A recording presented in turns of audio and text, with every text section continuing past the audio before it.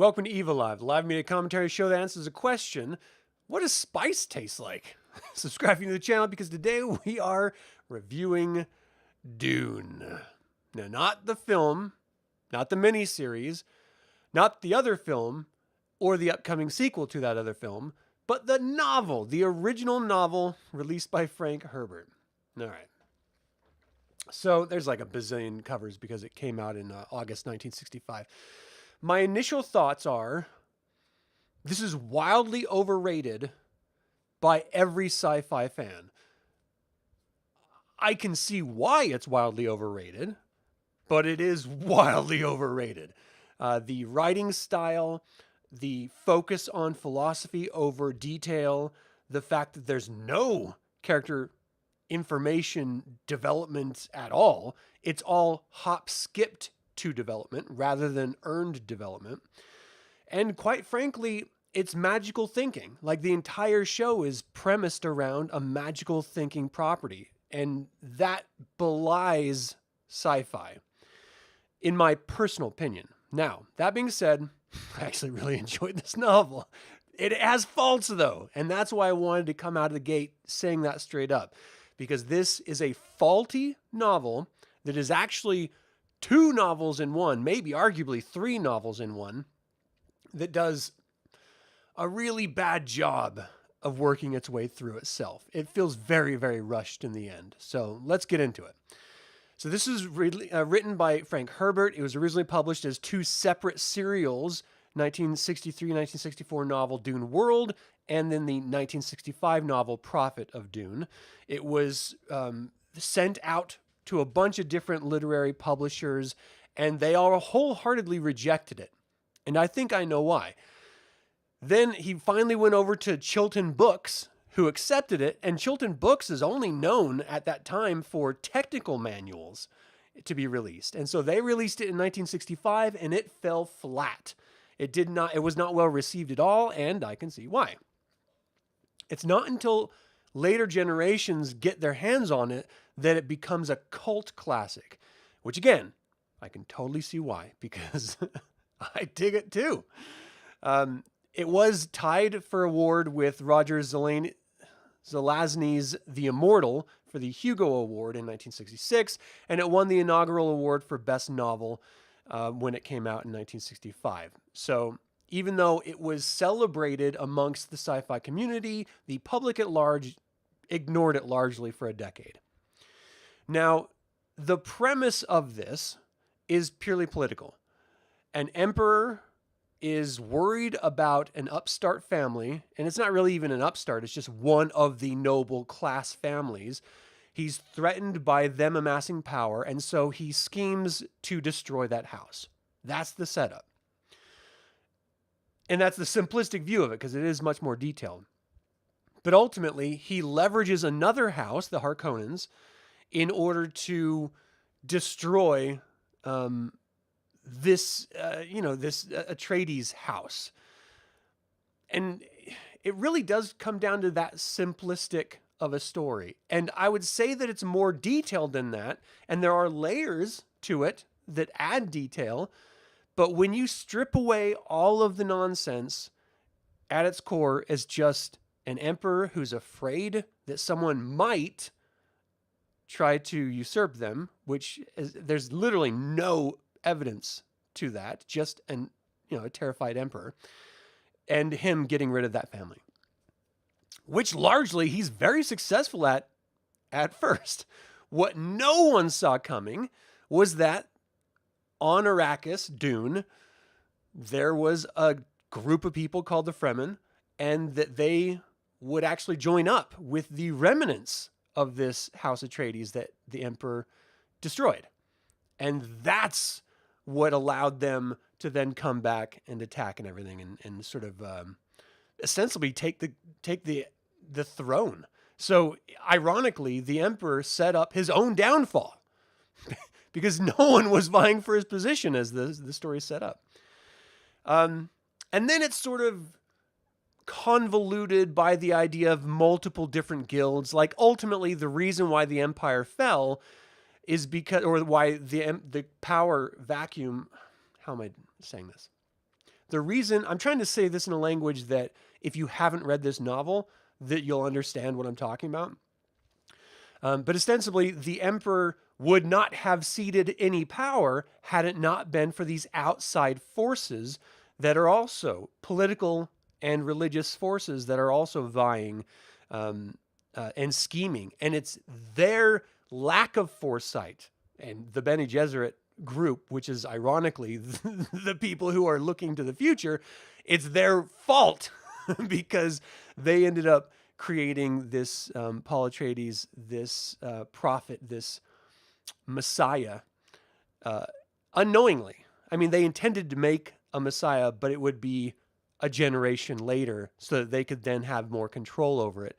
And the mixture of the Bene Gesserit organization, and I'll get onto that in a second, their lack of foresight and the rebellious actions of one of their members mixed with the Space Guild's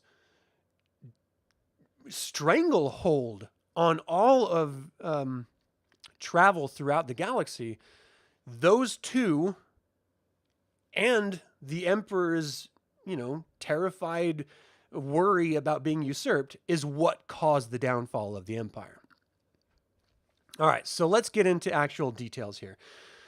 So House Atreides is basically being given by the Emperor Arrakis, which is a planet that has a spice which is essential to all of the galaxy.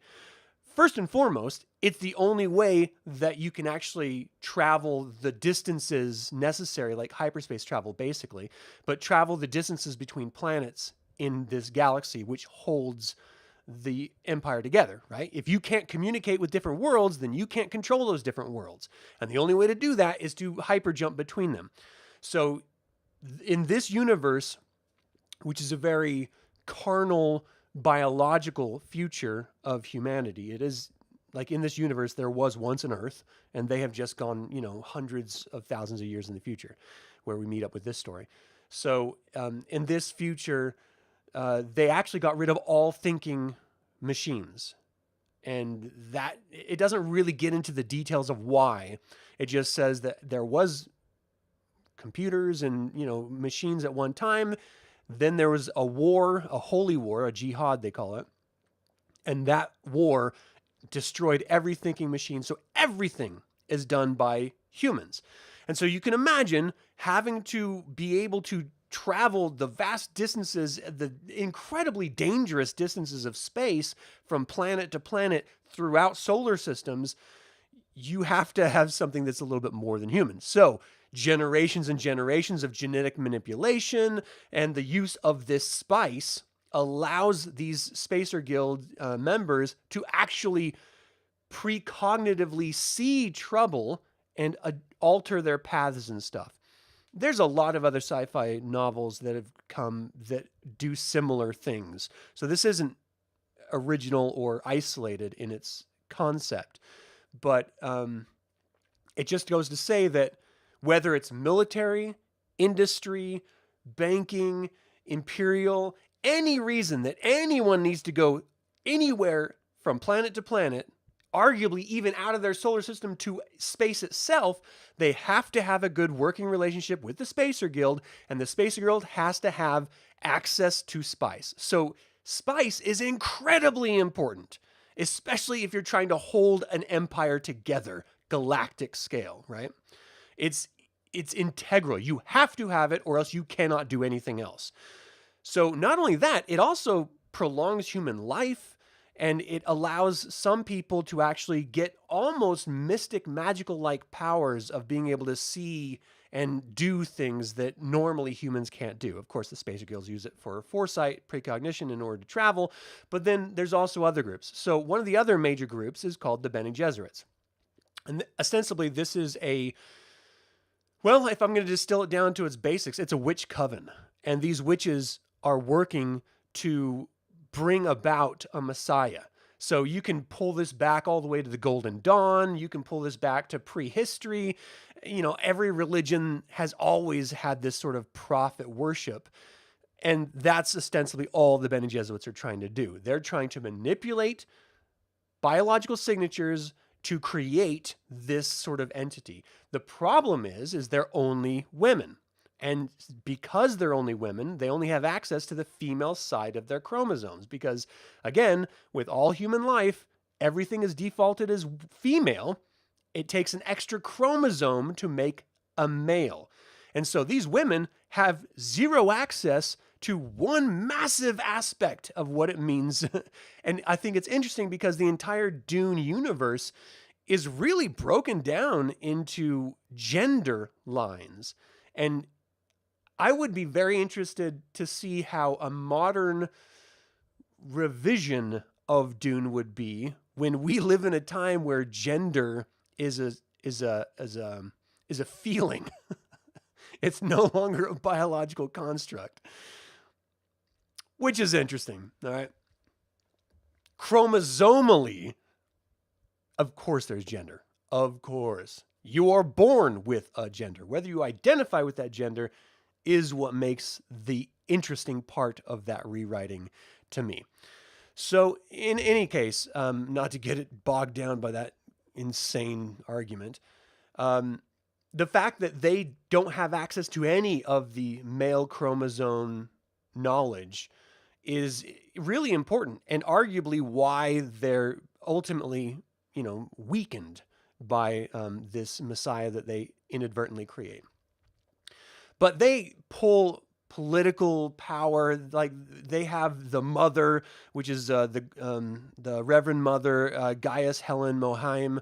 She is like the leader of the Bene Gesserits, and she is like the right-hand woman, the truthsayer for the Emperor himself.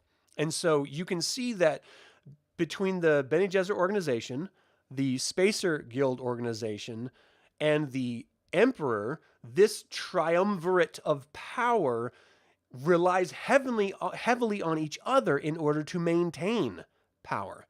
And if they don't work together, even overtly they have to work together, but subterfugely, I mean, they sort of work against each other in other ways.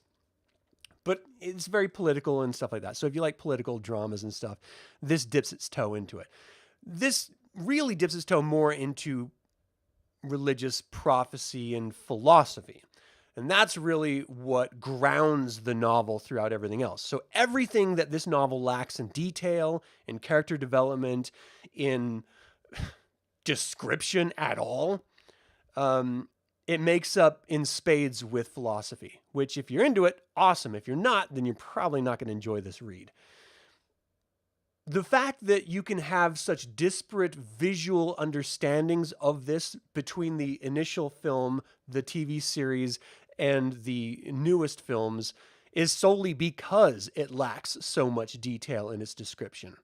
If it was just a little more clear, a little bit more time was taken, less in philosophy, more in detail, it would be a much more fleshed out world, and it would be a much more interesting world to visit for more people. So the philosophy side of it is very, very basic. The fact that there is only the carnal side of existence, the biological side of existence. There's only technology is dumb technology, meaning there's no AI, there's no robots, there's nothing like that. It's all human created to do a single purpose. Like they have machines, obviously, to pull spice out of the ground, for example, or they have machines to fly around in. And that's really the extent of the technology. They actually have shields, like personal shields and stuff, but it's not thinking technology. So understanding that difference is pretty important. So the philosophy behind this all stems around this idea of the Bene Gesserits doing their best to genetically create this future Messiah, and that future Messiah will somehow grant access or power to everyone, and they'll have this new understanding of the human condition. It's genuinely flawed, and I think ultimately the entire novel is completely flawed for the very reason that it celebrates, and that it ignores free will. Anytime you have an organization like the Bene Gesserits, I don't know why I keep saying Jesuits, it's Gesserit, that is doing their best to create a future they completely ignore the random chaos of free will that we all have. It's not a gift. It's just in not only our biological setup, meaning we're all of the same space stuff, but the percentages are slightly off. Everyone's genetic makeup is slightly different and skewed. Some of it's mutated, some of it's not. And so you can't, no matter how long a time frames we're talking about, have a perfect version of what a human is. And that seems to be what the Bene Gesserits are trying to go for, right? And because of that, because of their own ignorance of free will, they think they then have control over everything. And that's compounded by the fact that they have these sort of magical powers. It's not described as magical powers because it's not really described well at all, but it's magical powers. It's basically the Force, if you've ever read any Star Wars. And of course, that's one of the things that Star Wars pulled from Dune. And I'm not trying to say that Dune did not start a lot of these ideas out there, but it's quite honest, it's quite frank between the author and the audience that he is taking a lot from other philosophies, from our own actual histories and our own religious and philosophical beliefs on our world. So it's not like he created everything whole cloth. So I think he's given a lot more credit than he deserves, is my point. That being said, ultimately, this woman named Lady Jessica, who is the concubine of Duke Leto Atreides, the leader of House Atreides, she decides, instead of having a daughter like the organization she's a part of, the Bene Gesserits, wants, she's going to have a son to honor the man that she's in love with, the Duke of House Atreides. And by doing that, she goes against them, but she still teaches this boy everything. So this boy's name is Paul Atreides. He is, by all means, the main character of this novel. He is who we follow in every film iteration. And for the first 2 or 3 novels, I think he's the good guy. He doesn't end up being the good guy, but he starts that way. Because of Lady Jessica's free will in creating a man instead of a woman, she ruins all of the Bene Gesserit's plans, and it creates this seed as Paul Atreides sees himself. Now, there's been a lot of political strife between House Atreides and House Harkonnen, and that's why the Emperor chose to use House Harkonnen in order to destroy House Atreides. So on the surface, he pulled House Harkonnen was in control of Dune. And on the surface of things, just on the outside looking in, he takes House Harkonnen away and he instills House Atreides in its place on Dune. And that basically tells everyone that House Harkonnen wasn't doing a good job, and so he had to replace them, right? That's the setup. But the obvious political machinations is that he wants to destroy House Atreides because control of Dune is a very, very difficult thing.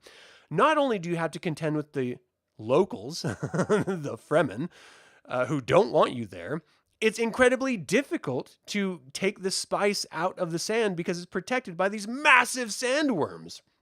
And so you have to have all sorts of systems in place in order to protect it. But then compounding that as well is the fact that it's a desert planet. There's very little water. There are aquifers underneath the ground, but they're hard to get to and they dry up. Maybe because it's suggested because, they're intentionally being dried up. But who knows actually, the real reason why it's not ever really explored, as my understanding is, in this first novel. So it looks like House Harkonnen's being punished. House Atreides comes in, but of course, House Harkonnen's being kicked off of Dune. They're not going to just go and leave them with everything in perfect condition.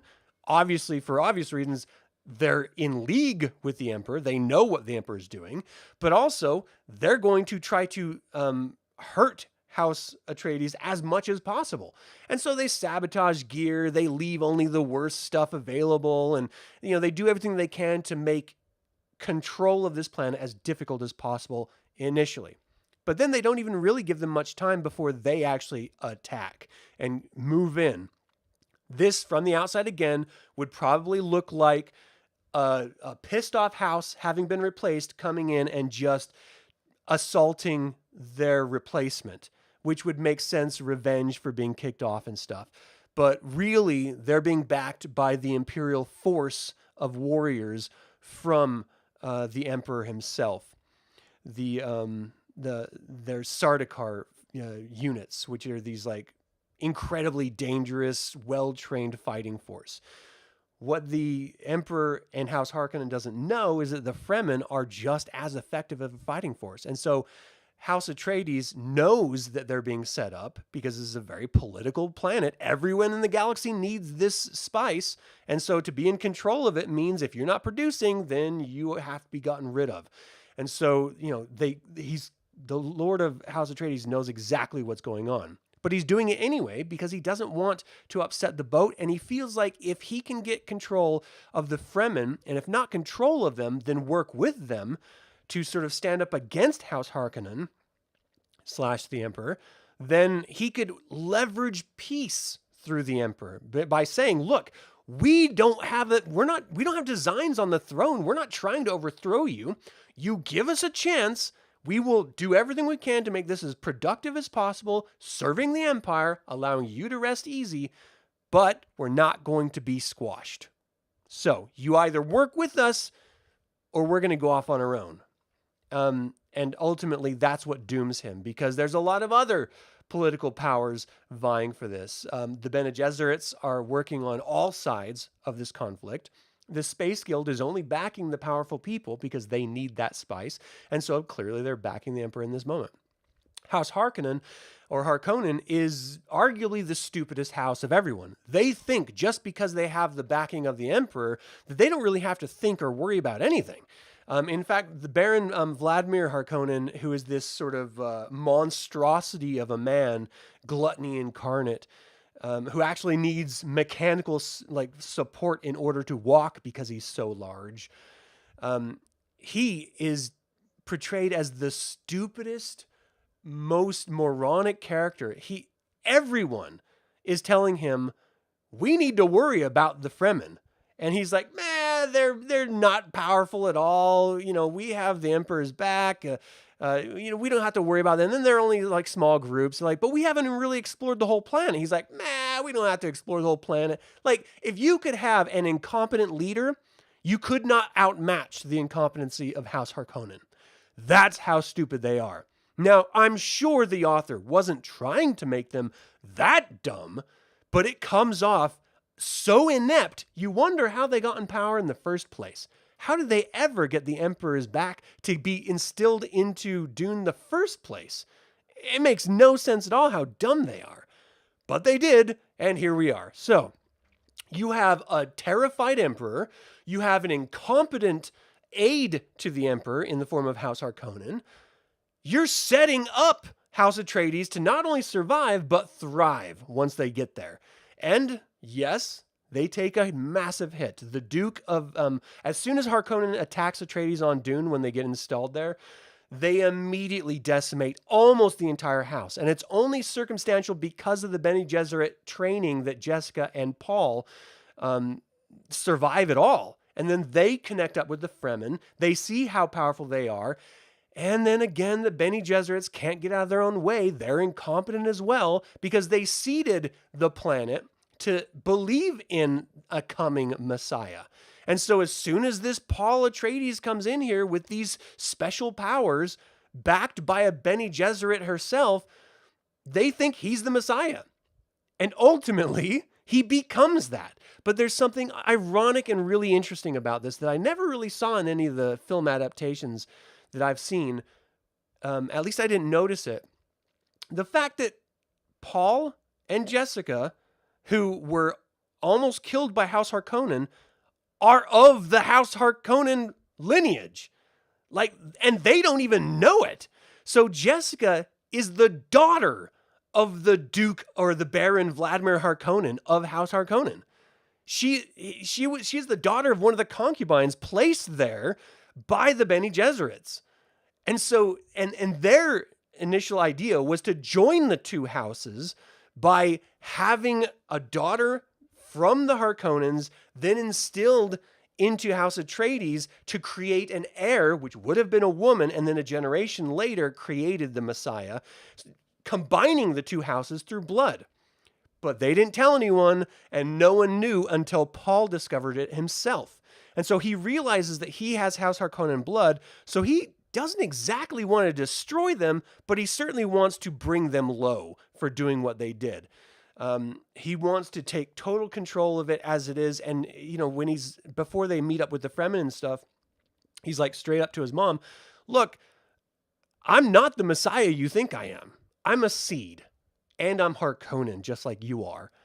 And so that sort of blows her away. And she's like, but you can't be a seed. But the whole idea is, yeah, he's a seed because he hasn't fully actualized himself to be the Messiah that is foretold. He hasn't gone through the steps in order to become that.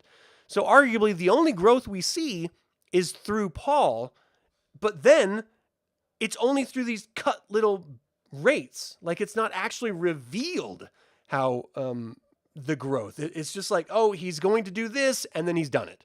Oh, he's going to do this and then he's already done it. We never actually go through the process in his head.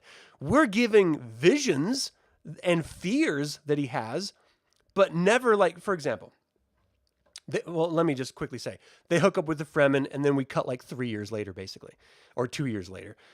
So Lady Jessica, the Fremen have their own version of the Bene Gesserits, right? The Bene Gesserits seeded the whole religion in the first place. So of course they have their own version of it. And they have their own, what do they call it? It's like sacred water, which is basically a drug that you can only survive because it's like psilocybin. It's like ayahuasca, actually. Sort of times 1,000. Only certain people can survive it. Ayahuasca, everyone can survive it. It just makes you sick.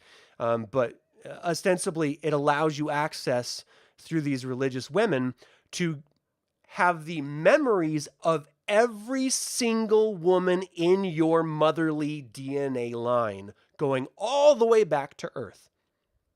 So imagine that. Having all of that wisdom, but you have none of the male line, just the female line. And so that's where all these Bene Gesserits are getting all of their power from. But if a man could do it, none of them have ever been able to, but if a man could do it, because he has the chromosomes for women and men, he would have access to everything. Everything. And that's terrifying because that would make him infinitely more powerful. And they frame it as the idea of men take, women give. Vagina, penis. It's a reductive way of seeing gender, but that's how it's presented. If he can do both, then he has more power than any of them. And that's exactly what Paul does. After Jessica takes the water and she becomes a Reverend Mother, getting access to all this super powerful information and inadvertently making her daughter in her womb, because she's pregnant, have all of that same power and memory, which is like verboten amongst the Bene Gesserits. But Jessica's already a wild card. So after doing that, she has broken tons of rules and laws and ostensibly should be executed, but she's just too powerful at this point. And so Paul sees that she did it, and he's been told about this whole Messiah complex that he's supposed to embody. Well, he's going to try to do it because he's already been taught all the stuff he can be taught as a man. The thing is because of all this selective breeding, he's the only man that could do it. So the Bene Gesserits did it to themselves. Again, idiots. Every bad guy in this is a fucking idiot. And the Bene Gesserits aren't always bad, but they definitely can't get out of their own way.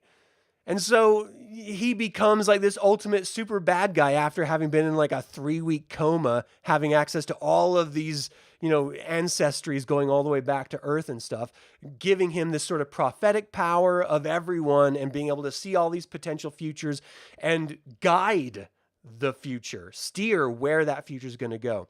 His whole belief is that he's trying to avoid being this Messiah so that he can avoid this holy war that the Fremen are going to impose on the galaxy. And what he comes to realize is that no matter what he's going to do, that's going to happen. So he might as well just embrace who and what he is. So once he gets this power, he's like, all right, time to take over the planet, because as soon as House Atreides was destroyed, House Harkonnen came right back in. And so he goes and he leads this huge rebellion with the Sandworms and the Fremen against the Empire. and completely decimates them. Now, there's a lot of sort of in between stuff. Like he hooks up with Chani, which is this Fremen woman, and also a trainee for the Bene Gesserit's version of the Fremen's culture. And they have a kid. That kid is killed. And his sister, the baby that the Lady Jessica gave access to all with the sacred water and stuff, she is sort of captured by the Emperor, and it's like a whole sort of side thing. But I have so many complaints about this book. But ultimately, he goes in this very rushed third act, and I would say it's even faster in the last fifth of the novel, where he goes in, challenges the Emperor, basically says, look, I'm going to destroy all this spice that you all need if you don't have my back and overthrow the Emperor with me. And the Spacing Guild's like, well, we don't have a choice. We have to, because he's going to destroy the spice, and we need the spice to exist. The problem with the spice is once you've had a taste, you have to keep getting the taste, or else you die. And basically that's it. He leverages against it. House Harkonnen has one of their upstart kids who is the son of the Duke. His name is Fëed Rautha, the nephew and presumptive heir of the Baron Vladimir Harkonnen. But Aaliyah, Paul's sister, kills Harkonnen, Vladimir, and then, ostensibly Fëed Rautha is the new leader of House Harkonnen. And then he demands to do a one-on-one with Paul, and Paul accepts and kicks his ass. And that's really what it comes down to. And so you can see just through these quick story beats how stupid these bad guys actually are, how they set up the win for Paul and Jessica and the Fremen because they refused to even investigate the Fremen at all. They refused to investigate the planet they were in charge of the whole time, which is ridiculous. And the fact that they ostensibly gave all control of the spice to the one person that should never have control, and he used that political leverage to destroy them. And the religious side of it, the Bene Gesserits, couldn't do anything because they already seated the Messiah. So everyone is helpless to Paul Atreides. It's that simplistic. And I know people who love this are going to be like, oh, it's so much more political machination and stuff. Not really. It's really not. And I think that's the fault of this novel is you have so much buildup in this novel. The whole 2/3 of it is nothing but buildup of the planet, the philosophy, and the organizations. And then in the last third, they just skipped 3 or 2 years in the future, make a Messiah, and have him overthrow everything. The whole novel is building up to a revenge story. They don't even talk about it. They give you like 3 or 4 sentences about this massive army coming in and overthrowing the Emperor's entire presence and the Harkonnens' entire presence on this planet. That's a huge deal. That's like the ending of Braveheart. You should have this massive battle. And he just skims right by it. He doesn't write fighting well at all. He doesn't describe, Frank Herbert I'm talking about, doesn't describe anything well at all. There's zero character development. We're just told that Paul develops. We're not shown how he develops. I mean, for someone that's heralded as, a brilliant philosophical writer, he doesn't give us a window into Paul's mind other than to say that he's afraid of doing what he's going to ultimately do. He's afraid of being who he's ultimately going to be. And then he's it. And that's it. It's a very frustrating story arc. And so I have to say that the new film does infinitely more service to this novel than the actual novel does to itself. It suggests a lot, but it doesn't actually give a lot. And that's frustrating for someone who I stayed away from this novel for so long because I thought it would be too much to take in.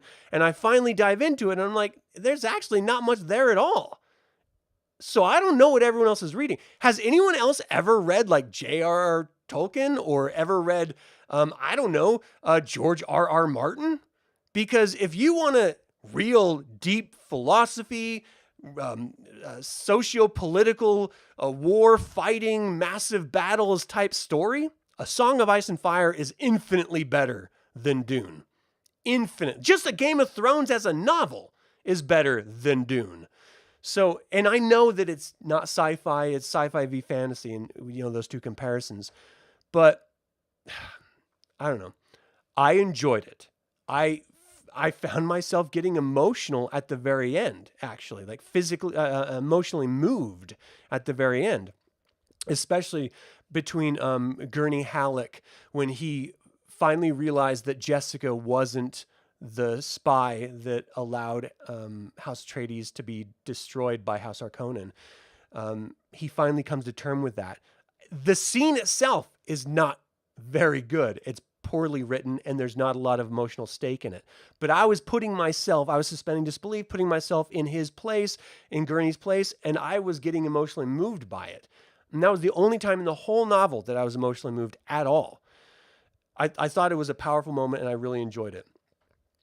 Everything else, we skipped through so much important information in this novel, and I think simply because the author didn't know how to write it or just didn't think it was important, which is crazy because it's incredibly important. It's the details that make it believable. It's the details that make you want to continue coming back to it.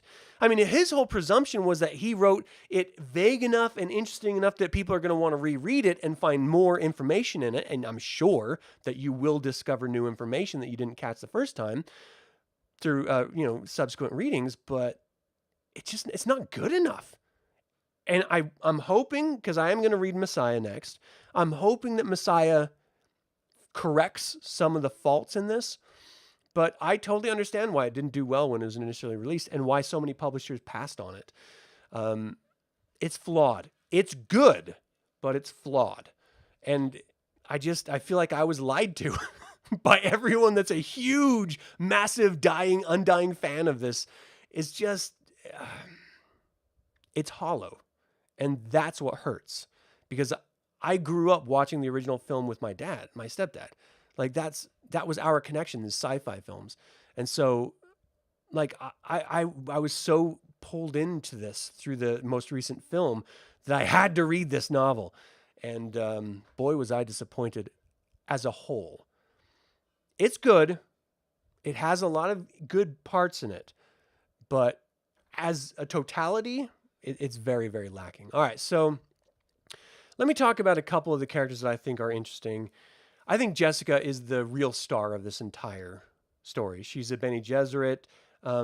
She connects with the Duke Atreides, and I think that love and passion forced her to then give him a male heir rather than a female, and turn against the Bene Gesserits. And she did all of it out of love. And that's so much more important of a motivational factor than I think so many other people give credit to, especially in a story like this. Clearly, Frank Herbert wrote it, so he understood that it was powerful. But it's like an aside. It's not a heightened focus, and I think it should be a heightened focus. And the fact that she knew that she was instilling her unborn daughter in her womb with all of the powers that she was unlocking with that sacred water and still did it anyway just shows that she's a rogue. She's a badass, and she's so much tougher in the novel than she was in the movie. And I really appreciated that. She's a badass. Paul Atreides, he's presented as the hero of the novel, and so I want to connect with him. I have such a hard time because we don't actually see any development in him. He's given everything. He's the son of a duke, so he's privileged. He's given the best instructors, the best teachers. He's given the best bloodline. He's given the best powers. He's given everything, and he's taught to use it. And so, for example, and I know it's sci-fi fantasy and it's not hard sci-fi, but I think the comparison is apropos. Luke Skywalker. He is the son of an incredibly powerful Jedi Knight turned Dark Lord of the Sith. He doesn't know it. He's raised on a backward planet that he doesn't know anything about. So ostensibly, he's a moisture farmer when we first meet him. He doesn't have access to any Force powers, and he's slowly taught about the Jedi, and he slowly becomes a Jedi Master, the most powerful master of all Jedi throughout all of the galaxy. As far as George Lucas is concerned, Luke Skywalker is the most powerful Jedi, full stop, of all time, full stop. Even the Emperor knew it, and that's why he wanted to kill him. And in the EU, Legends stories, he actually does become that. But there's a growth arc. With Paul Atreides, we don't get that growth arc. We get privileged child with all potential, then he has potential, and then he does what he will with the potential. It's so lacking in actual struggle that when he even gets to the Fremen, where he should have his massive struggle, the first act he does is murder one of them in a hand-to-hand combat. So he is more powerful because of his powers than any of the Fremen. So where's the development? He comes in the story super powerful. He leaves the story super powerful. There's no growth. I don't know. People are going to argue minutia, but that's the facts, man. So I don't know. I didn't really relate to Paul. I thought he was a letdown. And even the characters that they focus on in the story, in the film version of this, like Chani is supposed to be a big girl because it's done by a popular actress. She doesn't have a really big role in this. I mean, you don't even really see her much in this. She's alluded to a lot, and every once in a while she pops up. But like their son dying, it didn't really land. That should be a hugely impactful thing. When the son died, I was like, wait a second, they had a son? Because they skipped through so much information, you're just like, well, when did that happen? Like, at what point did they lay down and have a romantic relationship and grow to love each other? It just skips through time. And so, hey, why worry about that nonsense especially when it's used as a fulcrum for Paul's actions? Throw away. I mean, the daughter, Paul's sister, Aaliyah, she comes out of the womb fully powerful. And the first thing we get is, like, literally she's in the womb and then she's a little girl talking around and being powerful. Like, what? I need the growth in order to really respect this. And I don't get any of it. It's so frustrating. Who else? So, a standout here would be Baron Vladimir Harkonnen because he's so stupid. The only interesting part about him is that he's this disgusting monstrosity of a human. That's it. And physically, he's resilient up until the fact that the daughter, Aaliyah, just stabs him. Like, that's it. That's how he goes out. It's so ridiculous. I don't know. The fact that they set up the fall of House Atreides when it was even stupid and forgetful because House Atreides knew they were being set up. You can't say that you were clever when they saw you coming. The fact that they were stupid enough to fall for the trap doesn't say that you were great. It says more about them than it does you as the person who set the trap. So, I don't know, the whole thing is just so contrived. You can tell that Frank Herbert, the author, knew exactly where he wanted to get, didn't really know how he was going to get there, and so he just sort of like made some really basic, here's bad guy A, here's bad guy B, let's make this one fat, let's make this one ignorant, and that'll be good enough. No, I demand more. I demand a lot more as a reader. Apparently many people don't. I'm actually talking this down to be a worse rating than I initially planned to give it. When you deconstruct this story, there's not a lot there. And that is upsetting. And that is why I ended up giving it 3 out of 5 evil eyes. Dune is good. It's not great. Full stop. Thanks for watching, everyone. As always, remember that evil spelled backwards is live. So get out there, watch the film because it's great, but you could probably skip the novel and be evil.